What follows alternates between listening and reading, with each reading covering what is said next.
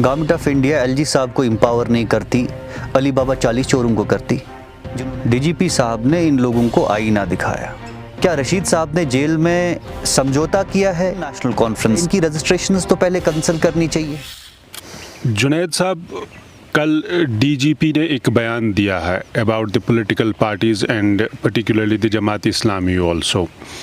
उसमें काफ़ी रिएक्शन आ रहा है पॉलिटिकल पार्टी से, बिकॉज आप भी पॉलिटिशियन हैं। So how do you look at that statement?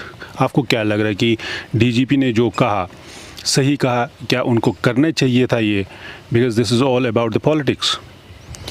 DGP साहब ने बहरे को बहरा कहा है, गंजे को गंजा कहा है और अंधे को अंधा कहा है। तो मुझे बताइए गलत क्या कहा उन्होंने?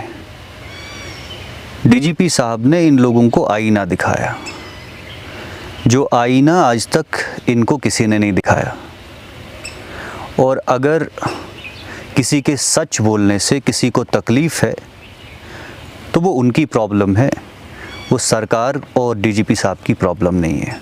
हम डीजीपी साहब के स्टेटमेंट को सराहते हैं, अप्रिशिएट करते हैं, एक्नॉलेज करते हैं और रिकॉग्नाइज़ करते हैं कि ऐसा बढ़िया स्टेटमेंट डीजीपी साहब ने देके कश्मीरियों के आंखें खोल दी।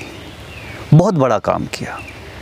महबूबा मुफ्ती डिमांड कर रही हैं कि he should be sacked for this statement. So क्या आपको लग रहा है कि इतना आगे जाना चाहिए? देखो, उनके कहने से क्या फ़र्क पड़ता है।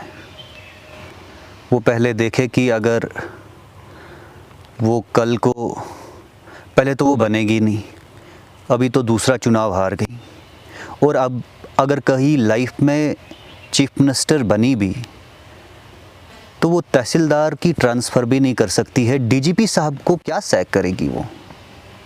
आप बताइए। अभी आपने इलेक्शंस की बात की है कि पार्लियामेंट इलेक्शंस अभी रिसेंटली हो गए हैं और engineer Rashid has now taken oath and he is now officially parliament member from the north Kashmir. आप भी नॉर्थ कश्मीर से हैं, और क्या लग रहा है आपको कि इंजीनियर रशीद की जीत से क्या इम्पैक्ट पड़ने वाला है यहाँ पे पॉलिटिकल लैंडस्केप पर? देखिए, इंजीनियर रशीद साहब ने जो है हिंदुस्तान के लिए एक बहुत बड़ा काम किया, जो आज तक गुलाम मोहम्मद बख्शी साहब नहीं कर पाए, जो शेख मोहम्मद अब्दुल्ला साहब नहीं कर पाए, मुफ्ती मोहम्मद साहब नहीं कर पाए, मैडम महबूबा जी, उमर अब्दुल्ला, फ़ारूक अब्दुल्ला साहब नहीं कर पाए, या बीजेपी बज़ाते खुद नहीं कर पाई, बीजेपी के प्रॉक्सीज़ नहीं कर पाए। रशीद साहब ने वो काम हिंदुस्तान के लिए करके दिखाया।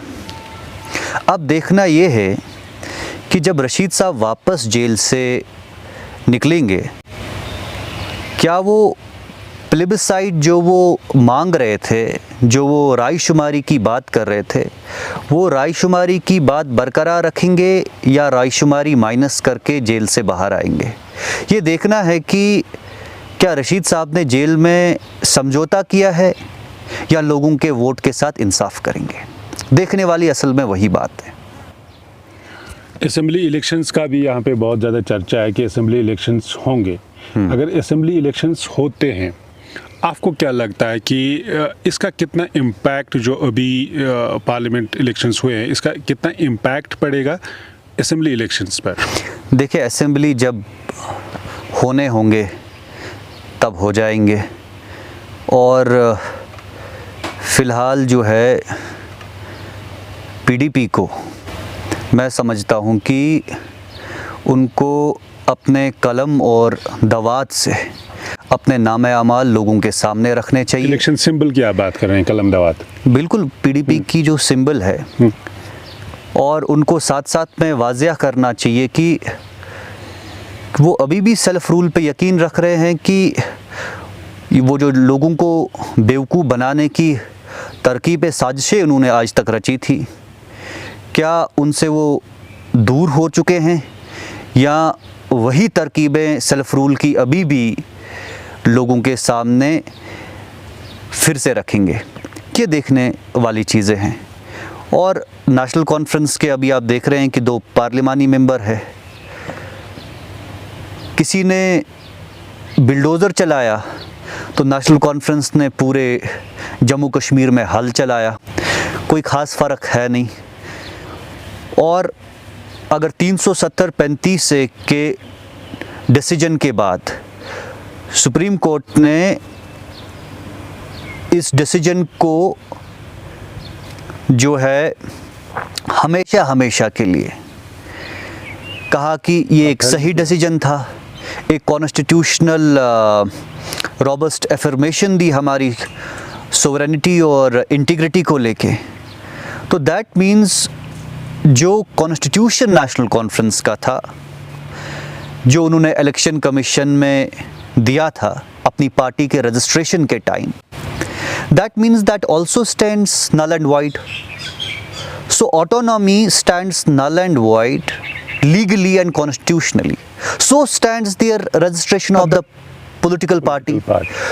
तो new Delhi should look into it कि क्या वाकई में अगर इस डिसीजन से आज़ादी वाला तबका ख़त्म हो गया,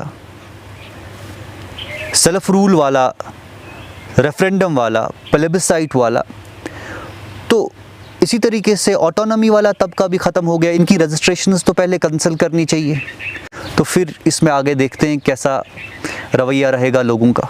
370 का आपने अच्छा ये पॉइंट रेज़ किया, मैं भी इसी पे थोड़ा सा कैरी फॉरवर्ड करना चाहता हूँ। 370 को एक वो कॉन्स्टिट्यूशनल ऑथेंटिसिटी भी मिली, एब्रोगेशन की मैं बात कर रहा हूँ, from the supreme court. Now this is official and this is constitutional. फिर जो अभी रिसेंटली हमने इलेक्शंस में भी देखा, 370 की बार बार बात हो रही थी, पॉलिटिकल पार्टीज ये कह रहे थे कि हम वो लाएंगे वापस, ये लाएंगे, you elect us and then see what we will do. Don't you think कि ऐसी पॉलिटिक्स करके कहीं ना कहीं लोगों के दिमागों में फिर से कुछ परेशानियां खड़ी करने की कोशिश करें और उन्हें मिसलीड किया जा रहा है? वो तो कल डीजीपी स्वयं साहब ने उसी चीज़ की तरह तो हिंट किया कि जो फॉल्स प्रोपेगेंडा चला रहे हैं, जो फॉल्स नैरेटिव बिल्ड कर रहे हैं लोगों को बेवकूफ़ बनाने के लिए, उन्हीं को तो एक्सपोज किया। और न्यू दिल्ली को भी चाहिए, कल अगर डीजीपी साहब ने किया, गवर्नमेंट ऑफ इंडिया को भी चाहिए, वहाँ पॉलिटिकल डिस्पेंसेशन को भी चाहिए कि ये क्लियर मैसेजिंग हो ताकि इन प्रोपेगेंडाज को प्रॉपरली काउंटर किया जाए और लोगों के सामने असलियत लानी चाहिए इनको। You are yourself heading a political party. कल अगर इलेक्शंस होते हैं, असेंबली इलेक्शंस होते हैं, सो जो मैनिफेस्टो बनते हैं, डू यू एडवोकेट कि पहले ही एक क्लैरिटी आनी चाहिए कि मैनिफेस्टोज में ऐसी कोई चीज़ ना हो जो पॉसिबल है ही नहीं बाद में करना, so that people are aware about देखो, मैनिफेस्टोज में पहले 370-35 के बाद plebiscite, referendum, autonomy, self rule या अचीवेबल नेशनहुड मांगना is equivalent to sedition and treason. That should not be allowed.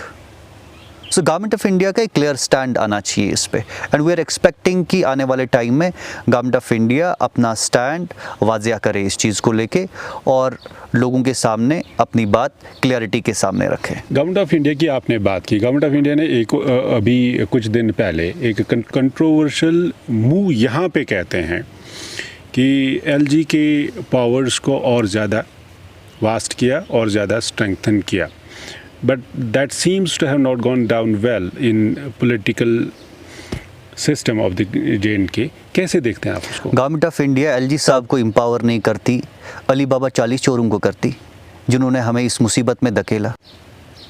Technically ये हमारे लोग थे जिन्होंने 370-35 का खात्मा किया। लोगों की इज़्ज़त आबरू का सौदा हमारे यहाँ के लोगों ने किया, और गवर्नमेंट ऑफ इंडिया आपको लगता है उन लोगों को फिर से एम्पावर करेगी? वो ज़माने चले गए। वो थ्योरी अब नहीं चलेगी कि खाए इधर का और गाए उधर का। अब वो टाइम रहा नहीं, और लोग जो है बहुत अवेयर हो चुके हैं चीज़ों को लेके। सोशल मीडिया का ज़माना है, ट्रांसपेरेंसी, अकाउंटेबिलिटी का ज़माना है, और मुझे नहीं लगता है कि ये कोई गलत डिसीजन है। जब स्टेटहुड दी जाएगी वापस तब देखा जाएगा।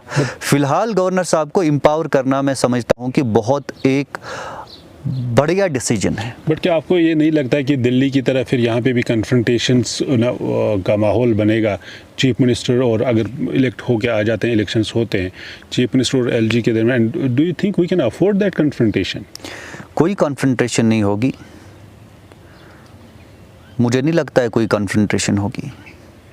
हाँ, बट कन्फ्रंटेशन एक चीज़ पे होगी कि जिन लोगों ने यहाँ के लोगों के साथ सौदेबाजी करी, जो लोग कल तक सोवरेनिटी को लेके थ्रेट थे, जो अभी भी अनाप शनाप बयान देते हैं, जिनके वेस्टेड इंटरेस्ट हैं, जो पाकिस्तान की बोली बोलते हैं, उनको अकाउंटेबल ठहराया जाएगा। उस चीज़ पे कंट्रोवर्सी हो सकती है और किसी चीज़ पे कंट्रोवर्सी नहीं हो सकती है। रूल ऑफ लॉ फॉलो होगा और कुछ नहीं होगा। जुनैद साहब, आपने आरएनए के साथ बात की, आपका बहुत बहुत शुक्रिया। Thank you so much.